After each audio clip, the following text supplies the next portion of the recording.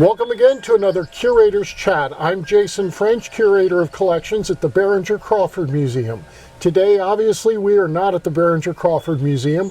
We are actually in Camp Springs, Kentucky in Campbell County at Little Rock Farm with Stephanie Zink. And we're going to talk a little bit about her family farm. And actually, you know, in the old days, there were a lot of farms that kind of serviced the communities in the city. So you would find dairy farms circling the cities in northern Kentucky and as well in Cincinnati. There were a lot of farms and greenhouses that produced food that would feed the people in the cities. And Stephanie's farm is basically still one of those farms. Is that correct? That's correct, yes. We still do a lot of the things that my grandparents did when they bought the farm back in 1938 when they were newlyweds. We know that the farm itself is probably well over 100 years old.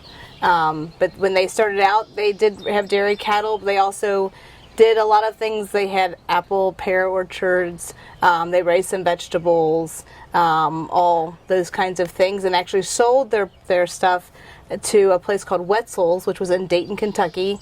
Evidently, Mr. Wetzel would come out twice a week and pick up whatever they had and take it and sell it at his store in Dayton. And then, you know, things evolved and changed over the years. We've done everything from no longer have dairy cattle in the mid-60s. We switched to beef cattle primarily. And then over the years, my dad has grown tobacco, and we did that for a little while. And he did crops down on the river, lots of corn and things to feed the animals, and we don't do that anymore. And went to market and sold vegetables at the farmers markets and did that kind of thing, sold stuff here. And now primarily we are back into, we do organic produce, we do grass-fed meat, pastured poultry, and we sell all of that here at the farm now through subscriptions. We do things online.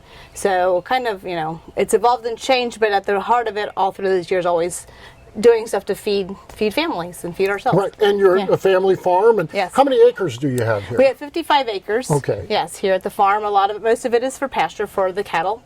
And then I'd say we probably have 10 to 15 acres that are for vegetable production. How many head of cattle do you have right now? We have about 20 head of cattle right now. Yeah. So never anything huge, but enough for us to manage and make it work. Yeah. So you're still kind of a small family farm right here, and you really help other families in the community with just good quality organic food. Yes. And that's really kind of at the heart of what this farm probably always has been, and it's not been, you know, mainstreamed or brought into a lot of the larger farm context that we have right now. That's correct. It's good quality product. You kind of get your hands on it. You know everything about it, and that's why people like purchasing things from farms like this. Yeah, exactly. And we're not the only ones in the area. There's a Nelner farm over the hill. They do the same thing. They're a multi-generational farm. I'm third generation here.